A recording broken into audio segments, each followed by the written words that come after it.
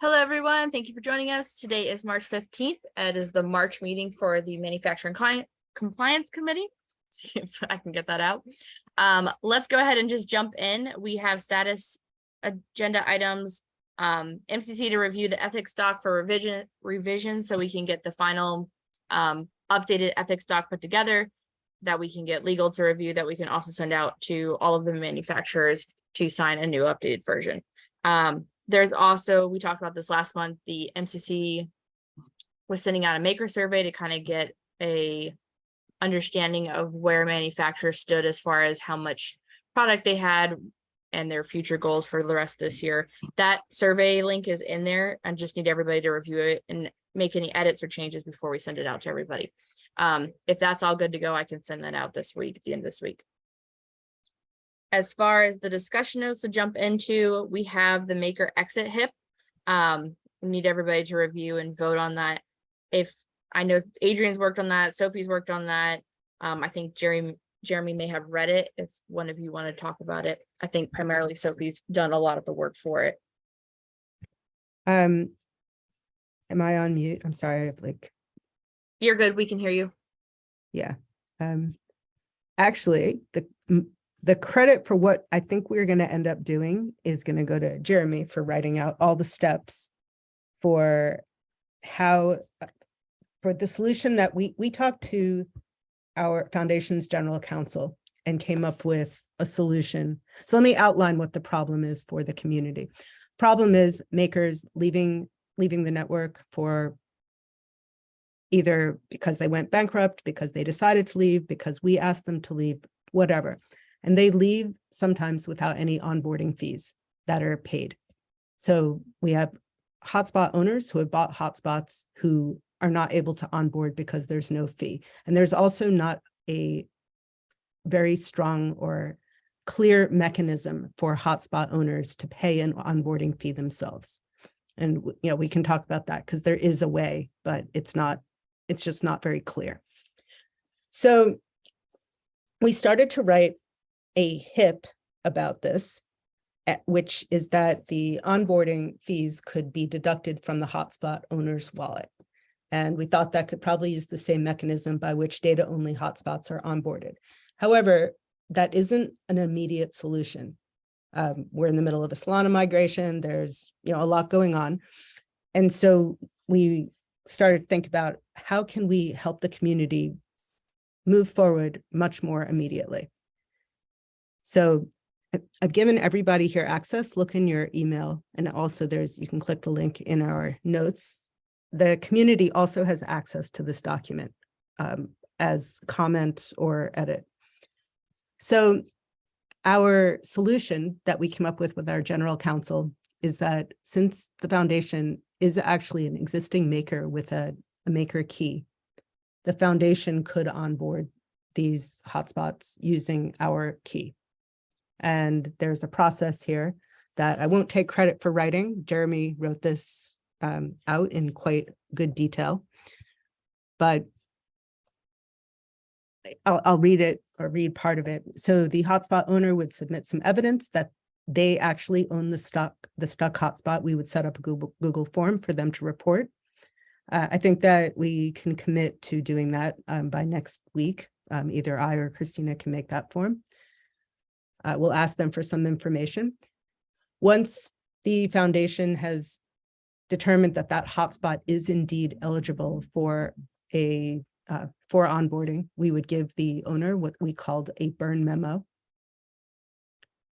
And then the owner would burn the onboarding fee to the foundation maker key using that burn memo. And the foundation would make all of that work behind the scenes. And then the owner could onboard their own hotspot using the normal mechanism. All right, so the only downside is that the owner basically pays the fee twice. They paid it once to the manufacturer that's no longer a part of it, and they pay a fee again to get their hotspot onboarded. That's correct. Cool, and that seems like a good stopgap measure. Like, it's not fair, but that's just how these things go. It's really not fair, but it just sucks to have a hotspot that you can't onboard. Yep. Yeah. So, And we talked with the general counsel, And one of my concerns is like, well, let's say a hotspot owner does this, and then there is a bankruptcy court they could go to for the maker and get in line. Would they have given up their right to say, hey, I had to pay for this myself, I at least deserve a refund for this fee I paid? And he said, yeah, absolutely, they can still do that. In fact, this is great evidence for them. They show the documentation they had to do this. They become a creditor, debitor, whatever it is, to that company if they do at least show up in bankruptcy, something like that. Okay, So it's just a way. yeah. It doesn't pay for it, but Is there any drawback that these all get onboarded under the foundation's maker? there are a key? couple. Yeah. One is it will show up in Explorer for the rest of time as a foundation hotspot. Foundation hotspot, yeah. Yeah. So there's actually a step in here that I thought of. And Sophie, it came to me a couple days after we wrote this step out, and I want to float it with everyone. As long as we have control of the onboarding server, we actually have control of the old maker's key. We could actually do this whole step here, but actually cause the burn, direct the burn to their key and onboard it with their key, in which case the manufacturer would show up correctly. Like if it was for Syncrobit, which has announced they've gone bankrupt, and we got permission or we determined that we were okay with it doing ourselves, we are kind of controlling another manufacturer's key, but if they're not there on the network anymore or they're absent, maybe we can do it. And again, we're not taking in their fees. We're asking the users to burn the fees themselves. What this does is this allows us to find each person who's burning and make certain that they get their ability to onboard. Because right now you can burn towards the maker key, and if no one else swoops in to claim it, you can onboard your hotspot. This actually locks it in a special way. It kind of has to be done manually by MCC or some volunteer under the MCC. So it's a technical way to find a kind of human way to solve it. Yeah, I think that might be a good idea, being if makers exit, take back over that key, and then it gets onboarded under the proper key. Because I think over a period of time, I mean, unless it's a temporary solution under the foundation key, yeah, there's always gonna be able to, they're gonna sit there. You can't transfer them out after, right? Right. Yeah, it's not that it's transferred in. Yeah, hotspots don't really belong to makers. It's just the way the blockchain as it currently stands and will stand under Solana records the maker. It's going to be actually even crazier under Solana. Each hotspot's going to be an NFT belonging to a collection constructed by the maker. So it really doesn't do much other than make an annoying display. There's another option here. Well, okay. I think Questions, hang on. go for it. For the general public, the fee that we're talking about is a total of $50. So 50 US, it's a $40. Is it Yeah. 40 or 50? Well, Because it's very- 40 in DC for onboarding and then another $10 for assertion. right. And then on Right. top of that, it's 65 cents for the transaction. So it comes out to a little bit more than 50. It's like, it might be 51.25. Okay, so $51 is the fee that you're gonna have to bear because the manufacturer that you trusted is not taking care of you. So just making sure that if people don't read that, they know that they have that number in their head. The second question that I've got, go ahead, Yeah. Adrian. We need to also think of the possibility that this could happen for vendor data only hotspots as well. Okay. Which would be a total of $15. Okay, so it'd be a lot cheaper if you had a data only. Yep. Check. All right. As long as the numbers are out there, I think that's the first part. The second part is, can we create yet another maker key that's like post exit, Yeah. whatever, XYZ manufacturer, and it gets onboarded under that key, so it's very clear kind of where it was. That was what I was about to suggest we could possibly do. Yeah. Oh, good. Great. Well, you figure out the technicalities of that. You got this one. So, really, I think honestly, just doing it on the maker's key is probably the best, as long as you Okay. feel comfortable. Have some sort of process ruling, yes, this maker has exited, whatever, we're going to take over the key if we can. Fortunately, right now, the way things are constructed, every maker has stored their key in the onboarding server. In the future, that may not be so. And so we need to handle that future, but let's just talk about how things are now and how we could do it. So yeah, we could actually just do it by taking over their key and making it so. So the new onboards that are done through this would appear exactly like the old onboards. We could construct a whole new set of keys for every maker. We could create a new key. We can in fact even make the human display name exactly like the old key. So the blockchain can tell the difference. If someone looks really deeply and sees the B58 address, they can tell the difference. But as far as most humans would see, with the same exact name as the manufacturer, which is allowed in the onboarding server and in the, yeah, it's actually the onboarding server API that cares, it could be done seamlessly as well. But honestly, that's just an extra step that I don't think is needed here. We could just take over the maker key. I think what we're asking is the MCC comfortable with this? Do you feel okay with the ethics of it? And earlier, if we had to do it via foundation, we would need the MCC to vote and recognize the foundation key as a manufacturer that can do this, and have the foundation adhere to the ethics guidelines too. Just have it spelled out clean, squeaky clean on paper that we're creating a new pseudo manufacturer for this process. But I think we can table that, because if we're okay just taking over the maker's key that they left in the onboarding server, we don't have to do anything else. Yeah, that's a good idea, because only basically, yeah, that it's for manufacturers that have exited. So makers that have exited, and then, yeah, so the community is not left with all these stuff they can't onboard. Yeah. Now, and let's be very clear, this does not solve firmware issues. This doesn't mean that the hotspot may work. You know, Right. if it's a Syncrobit and you try to onboard it and then you let it run using the last firmware they published, it's not going to work at all right now, because it predates Oracle-based POC. So you still will have to figure out a way to do firmware for some of these, but at least you're not stuck Not being- onboarding it. Yep. Yeah. All right.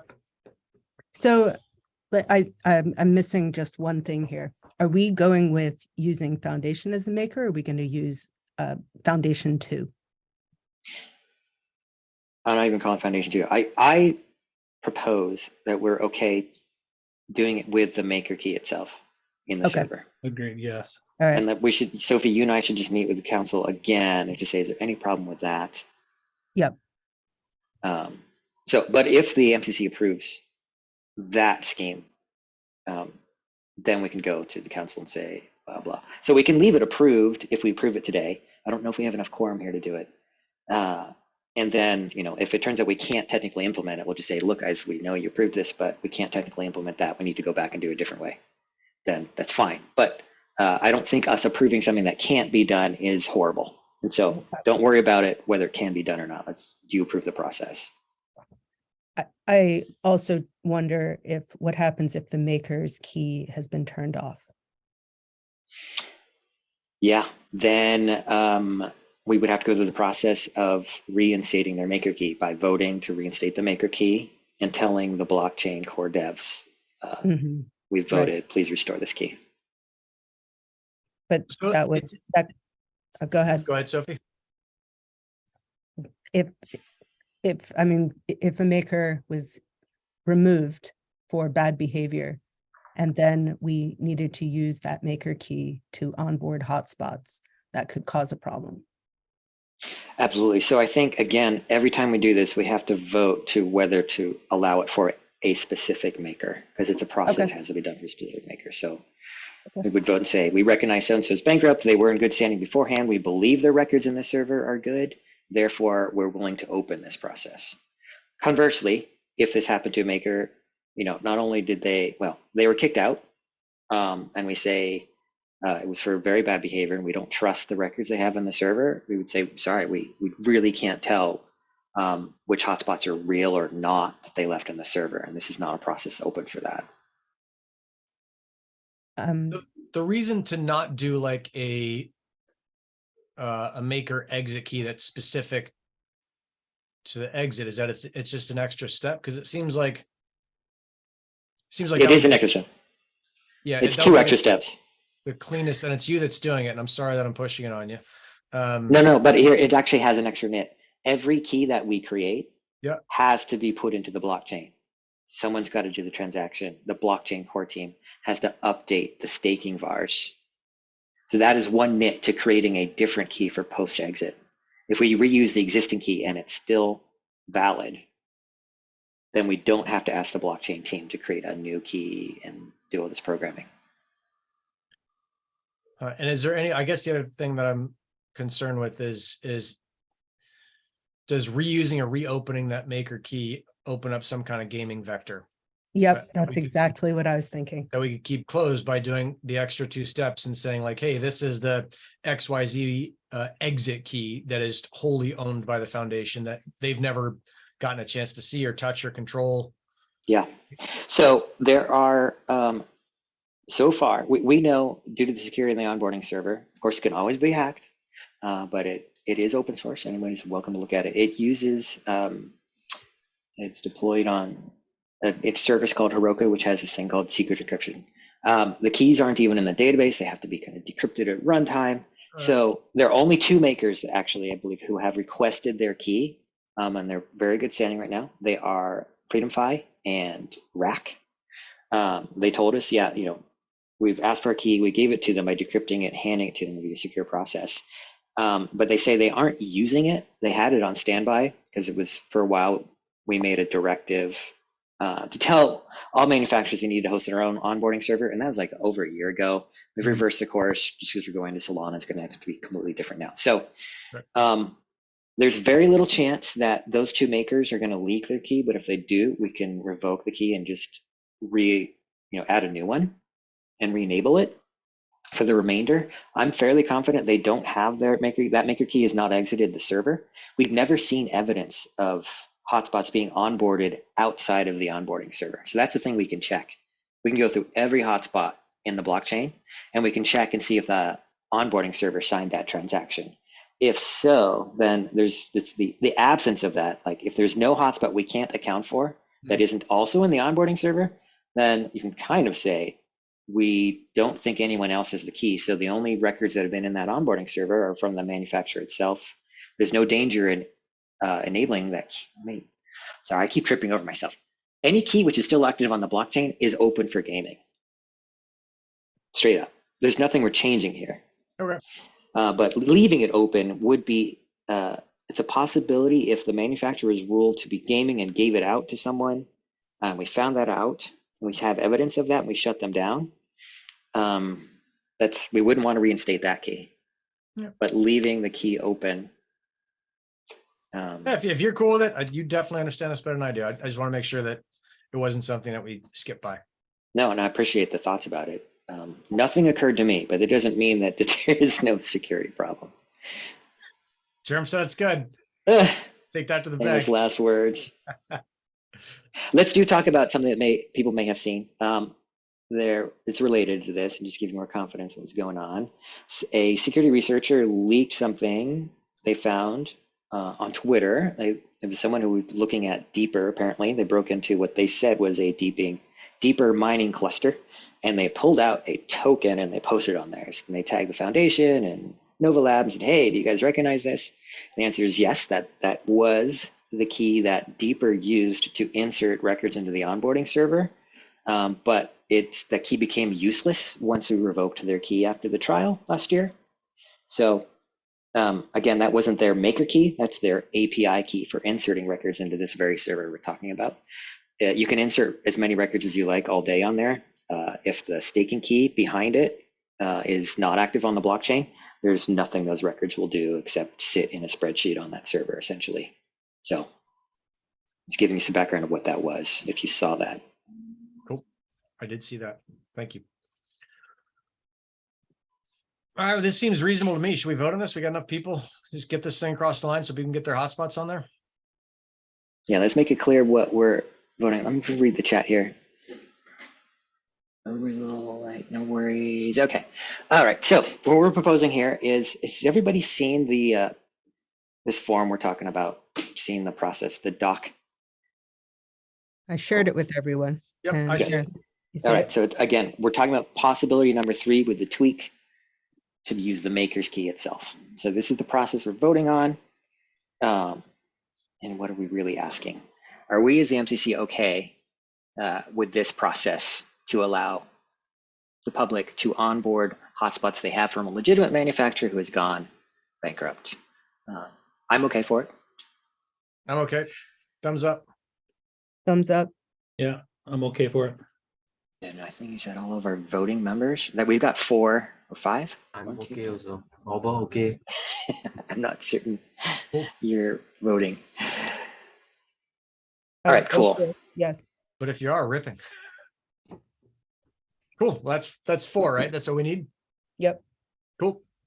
All right. So we'll come back with a report of what we've done and how much work it's going to be to make that form. Foundation's kind of volunteering to at least do the process of it. Yes. Jeremy, one question on the payment. If someone has, say, several hundred hotspots that were never onboarded, that's going to be a rather large amount of money. Would we bring a receipt or an invoice for this payment? I mean, it's on the blockchain. It'll be there indelibly. I can always use that. I'm talking for tax or business account reasons. Like a receipt. Well, again, we can't print a receipt because we're not receiving the funds. The maker key is. Okay. And the funds can't be transferred out of the maker key once burnt. It's part of the indelible part of the blockchain. It also makes certain that DC is never treated as a currency. So I don't, the same way anybody who's ever had to do taxes with Helium, at least in the US, and if you followed my accountant's guidelines, which may not be yours, the blockchain itself is all the receipts you need. And if you need to demonstrate to some entity that you made a transaction, you point at the blockchain transaction, and that should be enough. I mean, you have to prove the authority that you're talking to, that you own that transaction by the key or whatever. But again, the foundation isn't receiving the money, so I don't know how it can write the receipt. Okay, that's a great answer. Cool. All right. But yeah, someone who has a lot to onboard, I mean, they're paying the fee for each one, and up to them where they want to do it. Great. Thanks everyone for sitting through that. We'll let you know how this progresses. Let us know how much work you have to do and when you got it done. Thanks, buddy. And really, think thanks, that, Sophie. You sat through and helped me think through this too. It's not really all me.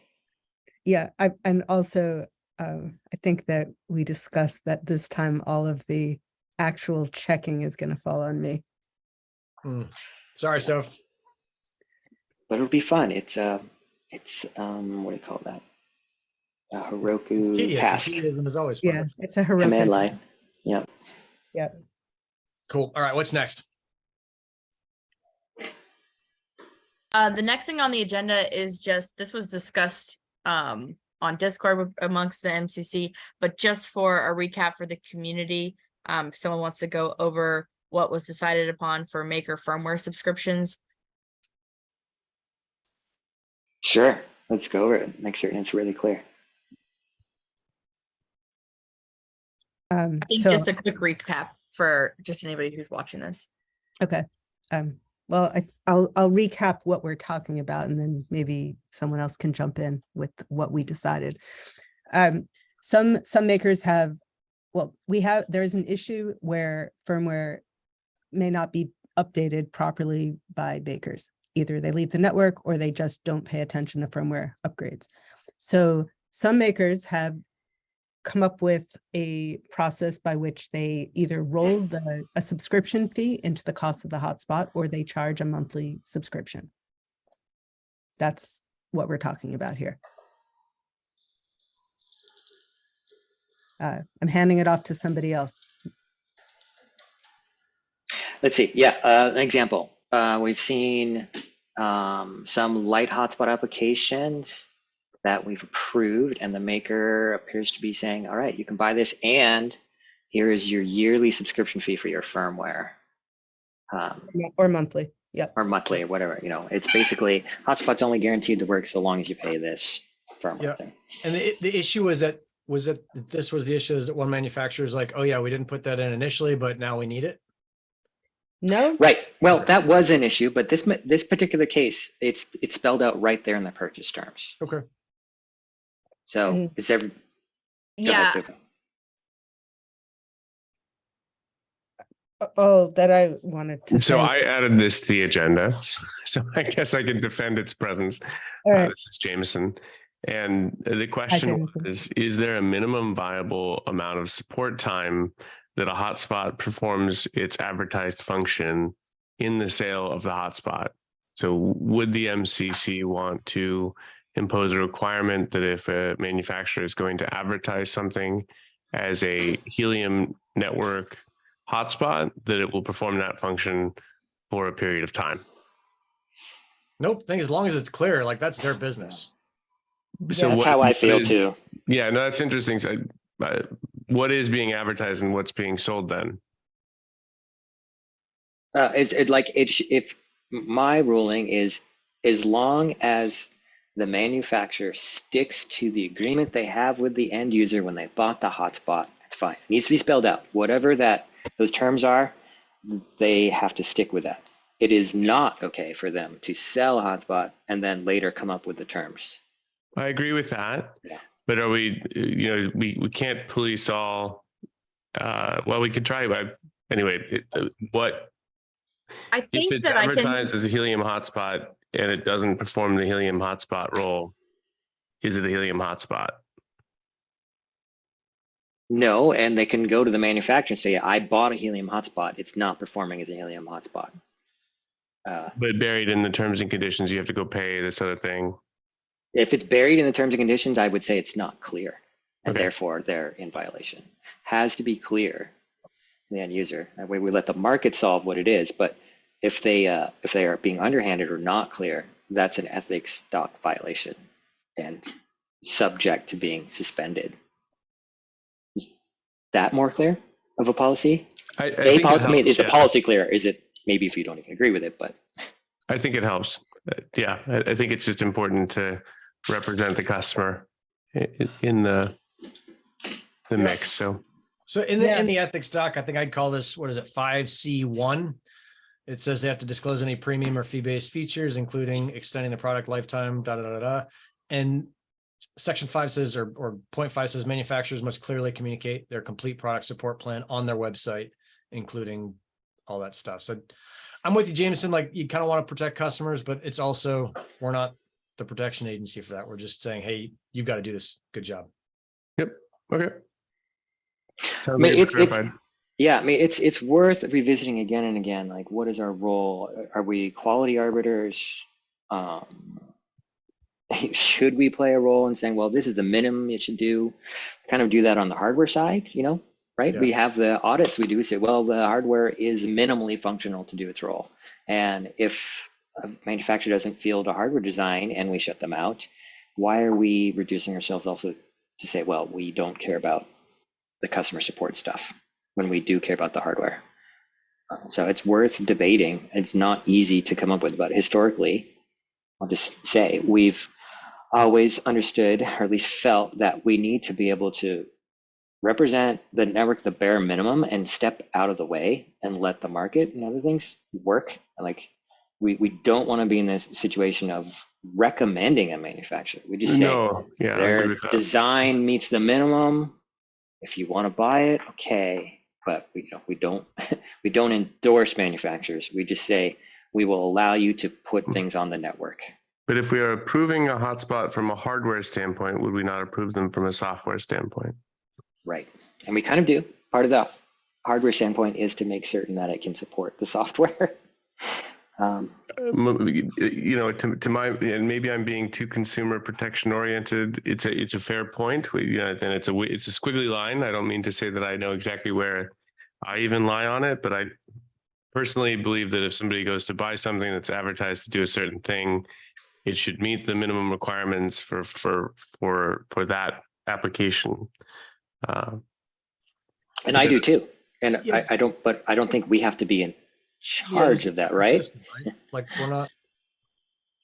This is a decentralized system, and so there's got to be aspects to this. We're saying, hey, there's a fair amount of buyer beware here, and this is very different than anything you've seen before, and that's part of that buyer beware. Is that we're going to say, hey, if manufacturers don't do this, then we've got our one giant hammer we can use, but it's on you to make sure that you're buying from someone that you trust. And if anything goes wrong, it's the issue is with them. Like, we set up the conditions for success, and then we rule whether or not those conditions for success are met, but we don't enforce the meeting of those conditions.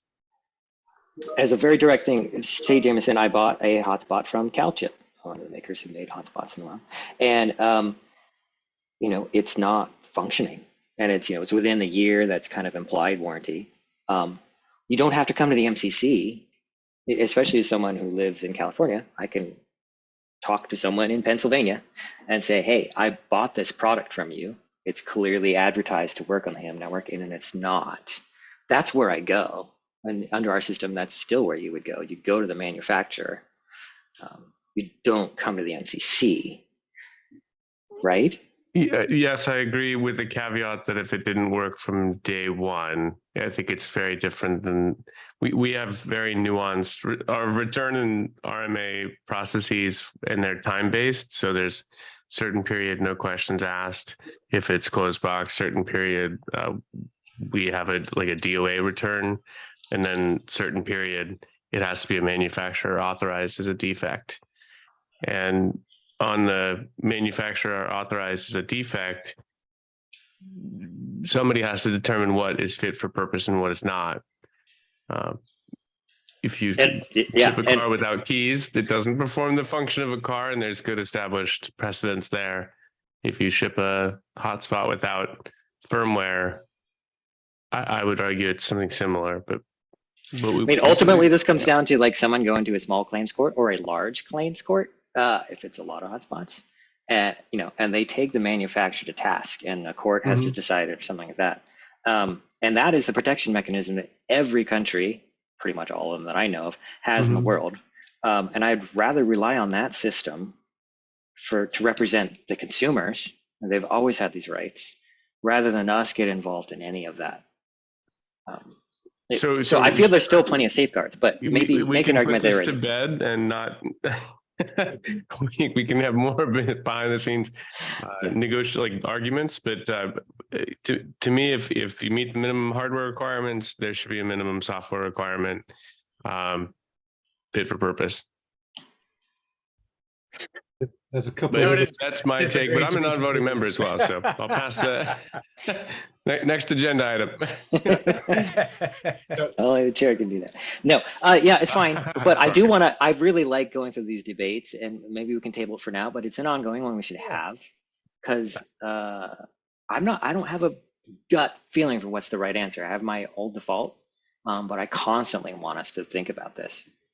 So. Jeremy, I've got a couple on that just where we just need to request that they clarify things. For example, does the license or whatever it is stop firmware updates, or does it stop operation? Would be two definitions. And another one would be, does this license stay with the purchaser of the license, or does it stay with the device? That they need to define this when they have a software product. So it's not that any one answer to those questions is good or bad, but they do need to have the answers to those questions printed clearly. Yeah. I mean, it sounds reasonable. Again, what we're doing here is we're talking about changing the ethics doc, or if need be, voting to do it, saying what is ethical, and saying if you don't do these things, we reserve the right to take punitive actions, corrective actions, whatever it is. So is everyone cool? Like, we need to spell this out. What exactly are we suggesting we added to the ethics doc? So I want to summarize it. I'll start typing it. I mean, are we actually going to change the ethics doc? I don't think we need to. Well, I mean, what Adrian is saying is do we need to spell it out? Like, in addition to making things clear to the customer, you have to make these things very clear. If you are charging a fee, what does it apply to? Does not paying the fee mean the device completely stops working, or it just means that you stop receiving support and firmware updates? I don't think that's in the ethics doc right now. So if we're saying that needs to be spelled out, then we have to edit the ethics doc. Yeah, understood. I mean, it would be more, okay, let me play devil's advocate here. What you're suggesting is that we add a lot more detail to the section that says that the maker has to clearly state what they're doing, what they're selling. I mean, but where does it stop? Do we need to list every little detail for makers? Yeah, that's the question. I mean, I don't think that we do. No, I don't think we do. I think what's there is pretty strong and should Yeah. be sufficient. It does say the firmware updates must be promptly maintained by manufacturers. I guess, yeah. I mean, I would make the concession that promptly we could say must be, we could put a time on that within 2 weeks or within 1 week. Or for a certain period after the sale of a hotspot. I think then we're getting into customer service ground. And the customer, the hotspot owner should choose their hotspot provider or their manufacturer. Can someone distributor. explain? I understand that the notion of supporting a free market and allowing consumer choice, and I believe in that. I'm a capitalist myself, but I'm just wondering, what is the downside of mandating a support period for a hotspot that is compatible with the Helium protocol? One downside is manufacturers feel compelled to make designs that require enormous support, and there's no room for a manufacturer to enter in with a product that is so well built that it takes very little support. And so they can't squeeze into the market, and we're excluding that kind of optimization out when we put in minimum terms like that. There could be, kind of a do-it-yourself manufacturer says, look, we've built the design, we will be in charge of the onboarding. After this, though, you own it. You need to run, this is the DIY firmware group. That's a possible type of maker that could enter into the system that we'd be denying by putting harsh terms like this. That's an interesting idea. Yeah, thanks. I'm not saying that these would necessarily all fly, but it's just what I call this squeezing the balloon. Whenever you put in regulations like this, you have sometimes unintended side effects. But I think, as we've seen with the counter of that, is when there's a lack of regulation, you have catastrophic unintended consequences. I'm not talking the Helium ecosystem. I'm thinking more of the news of the day with well, actually, the bank in the Bay Area. But a lot of that is half regulation, which it's like you protect some things and you get yourself into thinking you can squeeze the balloon and control everything, but really what you're doing is squeezing and pushing it elsewhere. And sometimes it's adding these protective measures that make people feel safe when they really aren't. And my argument would be, let's not pretend things are safe when they aren't, and make it very clear. I know how things are going. That's the counter argument to that. But yes, this is a very deep philosophical Keynesian versus libertarian argument, which we'll never solve on here. I would also put forth that today we have a good diversity of makers and obviously a very broad base of consumers in the Helium ecosystem, but quality is, to my mind, a growth area. Yeah. Well, here, let me just propose one more thing that is deep. It's actually, I put it in the IoT POC roadmap, and I want everyone to at least be comfortable with this. I'm proposing that this group actually not exist in the future of the Helium network, that really we should find a way to get POC graduate to a level it can control itself, and we remove the requirement that you have to have a staking key to get on the network. That's the long-term goal. And so we're only here temporarily to help things along. But ideally, if we became a DAO and an algorithm and we stopped as humans managing this, we wouldn't have to put any terms on manufacturers. Anybody could onboard a hotspot. There'd be room for manufacturers to come forward and say, hey, look, we make a quality one, we'll help support it for this time. Or you want to do the DIY route, go do it yourself. That is the ideal game here, right? And I know that's pretty radical, but I think we should aim for that vision. And if we're aiming for that vision, we have to recognize what is it we're doing in the meantime that helps us get there. And like, are we there to represent the Helium logo? Which, if that is true, then a lot of these things that we're talking about enforcing would make sense, right? We want to maintain a minimum standard. If you see that logo on something, that means something. We want that network to represent value to people and some sort of minimum standards. And I could be on board for that. I think that's exciting. And I think even in that context, I would put a pull request in to make it such that a hotspot compatible with the Helium blockchain has a minimum support period. And you could manifest that in a smart contract on chain, and I think that'd be even better. But I digress. We you're right. I think it shouldn't be up to a group of individuals to make large, important decisions for the Helium community. It should be up to the democratic vote of the community. And, yeah, but okay. That's cool. I mean, I'm really glad you're here, Jameson. Thanks. All right. Okay, so we've kind of tabled the idea of adding any more verbiage to the ethics doc. Maybe we're okay internally saying this is our internal policy about how we're going to judge things, but just beware if we don't add the verbiage in and someone does violate it, they're going to point at the doc and we're going to point at our internal policies. And they're going to say, well, you didn't spell it out. Does it have to be spelled out? Is everyone comfortable saying, look, it's pretty clear what clarity means? We disagree with it. We did not have to spell this out. The terms of that licensing needs to be clear, and it needs to be known to the end user what they're getting. Seems like that's a question for a lawyer. Yeah. I think it's pretty, I think it's enough. I think it's enough for now, but let's be prepared to talk about it again. Fair. But just for everyone's clarity, we do insist makers publish any sort of licensing fee or terms like that to the end user of the hotspot when they buy it. If you forget to do that and then do it later, you're in trouble.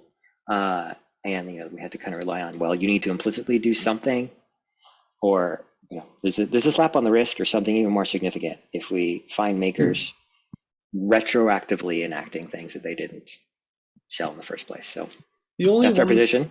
Yeah, the only one spot on the ethics doc was that the number 8 there. The firmware updates must be promptly maintained. Like, it's the only thing I was thinking, like, if anything had to be changed now, are we going to leave it like that still, or like a timeline like Sophie was talking about? Which this gets into legalese. Apparently there's a difference between promptly and timely if you talk to lawyers, and I don't even know what the difference is, but probably. again, this is another one. Of course you know that, Jeremy. Good God. And no, I actually don't know, but I know there is a difference. So how about we ask the council? Yeah, that we have access to.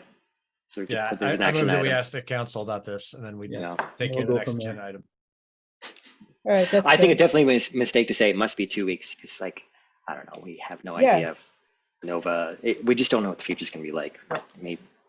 yeah. True. I also just, like, we are a volunteer committee. And, getting into, like, even though I was the one who said it, getting into 2 weeks, it just adds somewhat of unnecessary administration work for us. Cool. All right. I'll push forward. What else we got? Dual mining. Spirit of Nick. Let's do Dual it. mining. Oh, this will be solvable in 5 minutes. Yeah, we got this. This one's straightforward. It's like if it doesn't screw with the Helium network and it doesn't compete Outline with the it, it's okay. problem for the community. Yeah. Who put Outline the this on problem. there? I added it to it just because this has been talked about. And I think this was actually an MCC rule that was created before I even started, that the dual mining was not allowed if it was a Helium replicated LoRaWAN network. So if it was something that was going to conflict with the Helium network that could cause issues with hotspots not working properly, it could overload things. If there was some sort of issue, that it wasn't allowed. There was something reviewed by a maker, I believe it was Flex Mining, that's cloud-based, that didn't have anything to do with like the LoRaWAN network, and that was fine. But as of right now, we do not have a section in the ethics doc that clearly states this. It has been talked about in, the community. It's been talked about in documentation and stuff, but it's not explicitly put somewhere that we can point somebody to. And I think it's important, as the Helium network is growing, that the MCC, if there's a rule about this, that we make it clear to any manufacturers coming into the network, as well as ones that are already established. I want to add some clarity there and some history. So it's true, we had this internal policy that, like, we don't want dual mining to interfere with the Helium network, but it's a little bit broader than just like not something that interferes so badly the hotspot stops working. It's actually a bit different. And very early on, when the MCC was just me, Brad, and Patrick, there was a maker, I'm gonna say RevoFi, I apologize if I get that wrong, who approached the MCC with a HIP-19 application and said, hey, we want to field a Helium hotspot. It will do LoRa, and it's going to do a distributed wireless thing on Wi-Fi 6. Yeah, it was Revify. Yeah. Yeah. And we as the MCC met and we really hemmed and hawed about it, and we thought about it. We were not comfortable with something that was obviously going to be in the future of Helium. We could see far into that. We knew it was going to be decentralized wireless, not decentralized LoRa.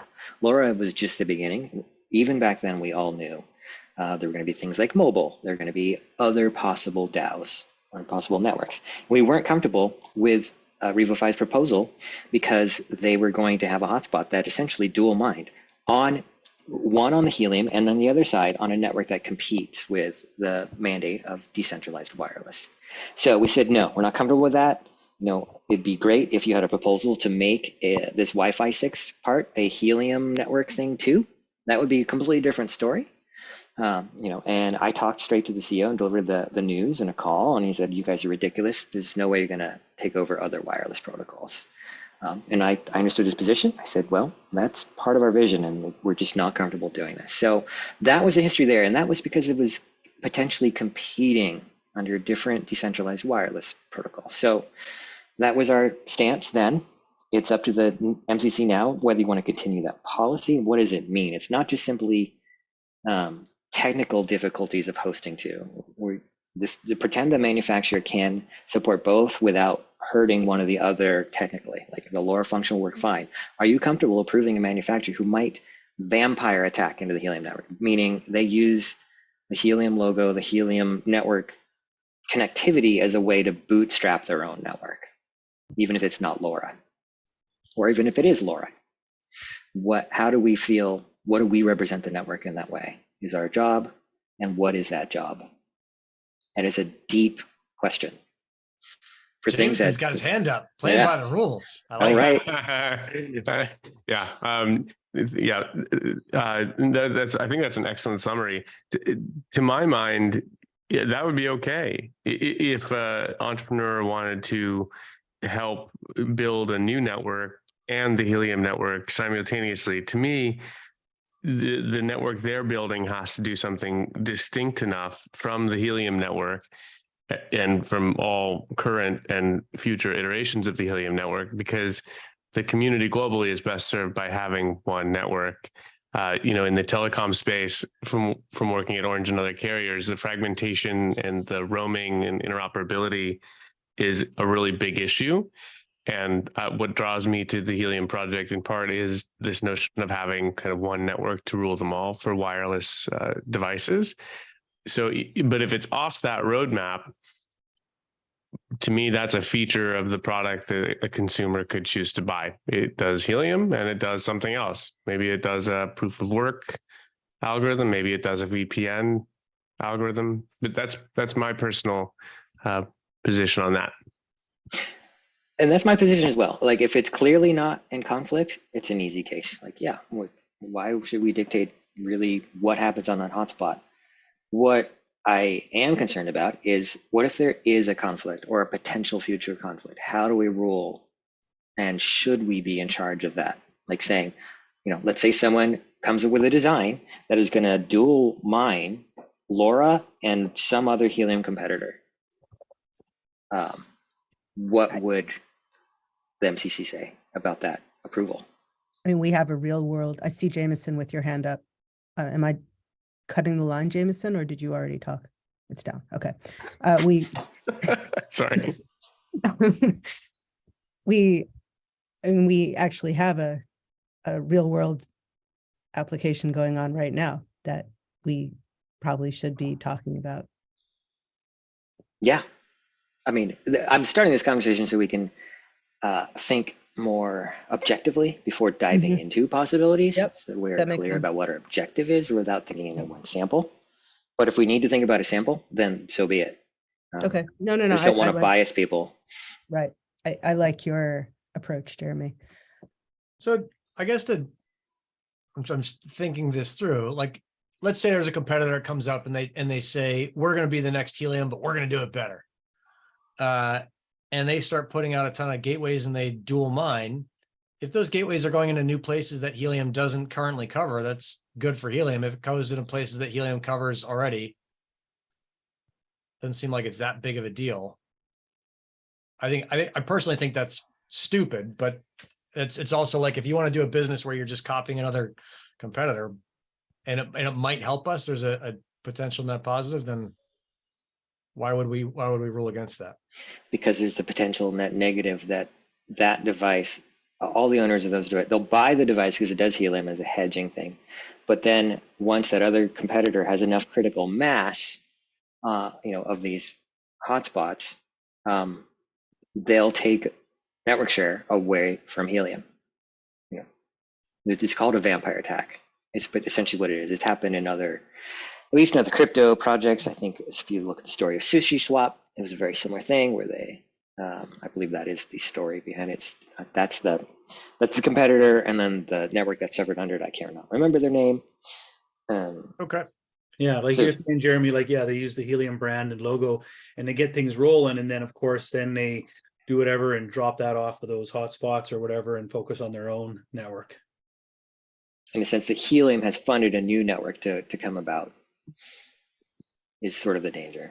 Yeah. The Helium network funded it in some way, but Yeah, I'm still playing devil's advocate on this one. Again, I think it's a stupid idea for someone to copy the Helium network. That doesn't mean they won't do it. But the other piece is like how they'd have to get pretty big and be pretty successful. And Helium was really, it was like launching a kite into a hurricane. You'd have to duplicate those market conditions to get the same speed of growth. I think it's one of those things that seems to be theoretically possible, but it seems pretty unlikely. Maybe it's completely possible I'm missing something. no, I don't think it's, I think it is worth, and let me be the devil's advocate to your devil's advocate. No, the angel's advocate to your devil's, which is that, yeah, maybe the network Helium is strong enough on its own now. It doesn't need that kind of protection that it had earlier on when we did that one particular submission.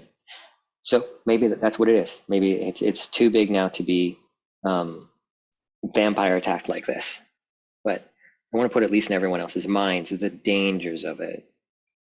Yeah, it's probably cleaner maybe just to be like, no, if you're doing something that's in wireless, you don't get to put it on a Helium hotspot. And So- then, yeah, and so I think that's close to maybe what we might decide, but we need to change the ethics doc too to say, look, it's one, we certainly will refuse HIP-19 designs that propose to do this, but what if a maker decides to add it later? It wasn't there at the HIP-19 application time. And we certainly want makers to add new features to the hotspot as content. There's a market, they make machines, someone buys them, they should be able to use them. But what if they just inadvertently enable mining for something that we feel is a deep competitor? We'd need that to be in the ethics doc too, because you can't just leave this escape hole where someone doesn't put in their initial application and then just adds it as a firmware update later. And they say, well, you allow us to do firmware updates. We're running against the rules. So I don't know what your problem is. Yeah, because all these new dual mining go through that. They're all through the same hardware audit. They're going to go through that process again as well. No, not necessarily. If they are, again, if they change a firmware update and then add something to their firmware, we don't have to review firmware updates. How about this? We're all pretty clear that if the secondary mining function is not decentralized wireless related, it's fine. Do we have consensus there? All right, yes. Yeah, I think so on If that. it's a proof of work or proof of storage, something where we really don't think Position, whatever. Yep. Yeah. Cool. Why don't so I've officially voted that. I think Nick, you have said yes. Kevin, you have Yes, I said yes. agree. Yeah. Sophie, Yes. and I have said yes. So you can record official 4 votes. We're okay with the policy of dual mining that is not in any way related to any decentralized I wireless. believe that Ober is a voting member as well. Oh, really? Yeah, I'm so sorry. Yeah. Yeah, I voted yes also. Wonderful. 5 votes. Although you did bring up proof of work. I'm not okay sure with proof of work. I mean, I think how would it's that kind even of, work on a hotspot? I don't know. I mean, it's not much work, Right, but okay. if you Okay. want to burn your electricity, Yeah, it's like Okay. if someone wants to build a Bitcoin hotspot, Bitcoin helium miner, they could. Is that what I'm hearing you say, Jeremy? Yes. Okay, Mhm. cool. Yeah, Does that or make if sense, you're- Sophie, or did yeah. I miss some nuance there? No, no, you didn't. Cool. That makes sense. Jeremy, can I ask a clarification on that one? Of course.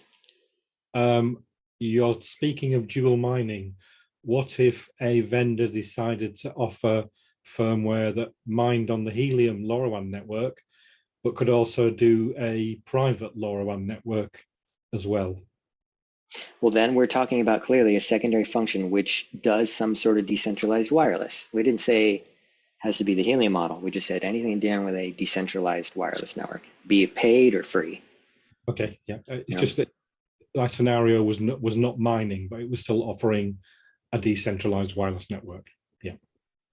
Yeah, I mean, maybe that's the crux of it too. If you can be termed as not mining and everyone agrees it's not doing a mining function, not being remunerated in some way, then maybe that's okay too. But we did say, we're not comfortable at the moment. We don't have a clear answer for mining, mining, getting paid in some way on any competing project in the decentralized wireless space. Meaning we're deferring that decision to later, but we're pretty clear that it's okay if it's not mining. I don't know. What does everyone feel? I like we- that nuance. I think that's a really interesting point you bring up, Adrian, because I hadn't thought of that, to be honest. But if somebody wanted to run a non-profit LoRaWAN network server in parallel with a Helium miner on the same hardware, I agree. I think as long as there's not a kind of like upside, I guess, like a sort of earning for token for operating that network, I don't see as much of a conflict necessarily. Because there are a lot of folks who want to run a private and a public network. And frankly, I think we should encourage that as a community because it grows the public network into areas where it may not reach otherwise, into private corporate campuses, into places Yep. where people have owned assets. Jeremy, was the nuance LoRaWAN or was it DY? DY. DY, And okay. the nuance was So any mining. competing mining DY network. I'm seeing in the notes here. I think we could. It's not LoRaWAN only, it's DY. If I'm understanding that right, and I think that's where I sit on it. So the vote we just voted on, perhaps we need to rescind it. Did it include the word mining and DY together, or was it just competing DY? I was voting mining DY, but Mining and DY, yeah. Mining and DY. yeah, is that how you felt it to be, or did you, Kevin, when you voted, did you feel it was just anything competing on any sort of decentralized wireless, like a free one? Not necessarily the free one, but yeah, anything competing on decentralized wireless. So to you, the word competing, if you had to rule on it and someone showed, well, look, it's not one where I'm being paid in any way, I'm totally volunteering for this, would you feel that's a violation or that's okay? No, I wouldn't think that would be, because I agree with Jameson in that, it benefits if it's a foundation or whatever that's doing a private network in some campus or some, rural town and stuff like that. So I don't think that, because if they're not gaining anything from it, in regards to rewards or monetary. Okay, so it sounds like you voted to include the word mining in there. Any competing mining cannot be done, but if it's not competing mining, we're okay with it. Yeah. Great. Thanks for that, Claire. Does that answer that, Adrian? You feel that's pretty clarifying? If someone did firmware that did Helium and TTN, would that be okay? Well, tell me, does TTN remunerate you for hosting a hotspot? I don't think they do. No. No. So in my mind, that sounds okay. I think that was Sounds something I okay. dreamed of doing long ago as a DIY owner. We certainly can't control what people do on DIY hotspots, by the way. All right, let's not get too in the weeds on that thing. Yeah, all right. This one is not over. We're gonna have to revisit it, and I think the public at large is definitely But I think really it's a lot clearer than it was, right? curious. Yeah. Because there's 3 or 4 networks that are saying they're going to copy Helium's. Like, all right, you can do that, you just can't do it on a Helium hotspot. Yeah. Cool. Anything else? Yes. what do we Yeah. do about the manufacturers that are violating what we just said? Pull their maker key. No, because this is a brand new official statement. We're Well, about for anybody out under of time. under a HIP application, it's pretty clear. All right, hey, this is the terms of HIP stuff. You're going to need to reprocess or do something. I don't know.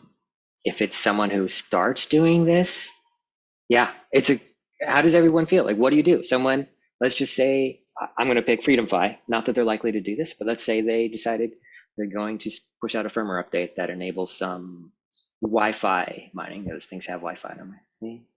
I don't know. Let's pretend they did. How do we react? Wait a second. Is there anyone that did I miss something? Is there anyone that is doing this or has plans to do this?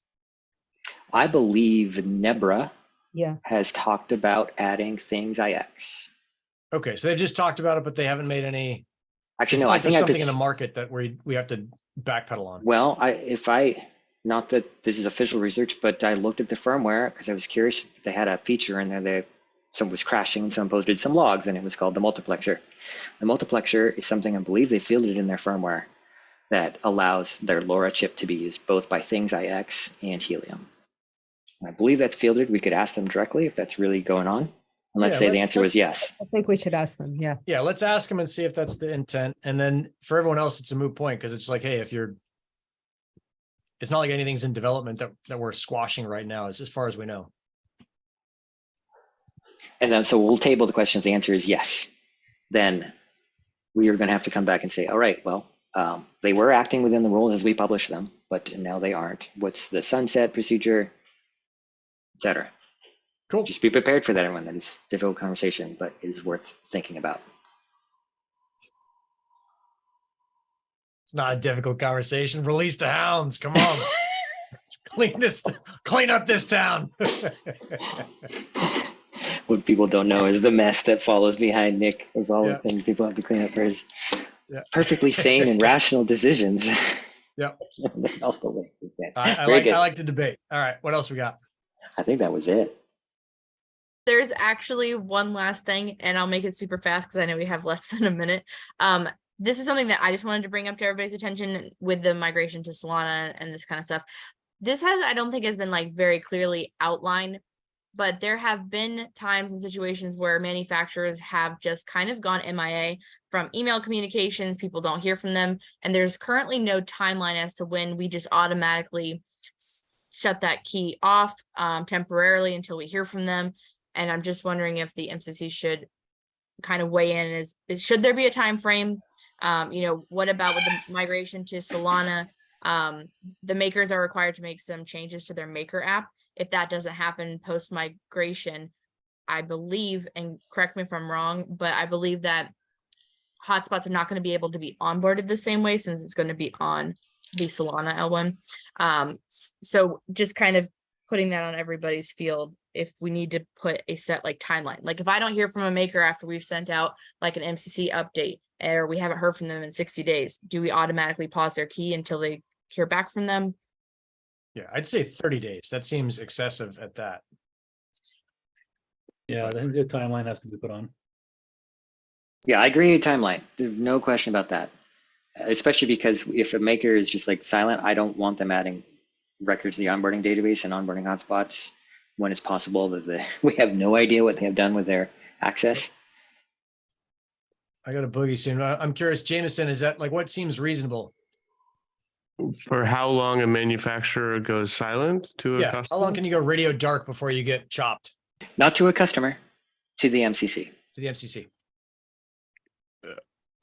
That's a great question. I don't know.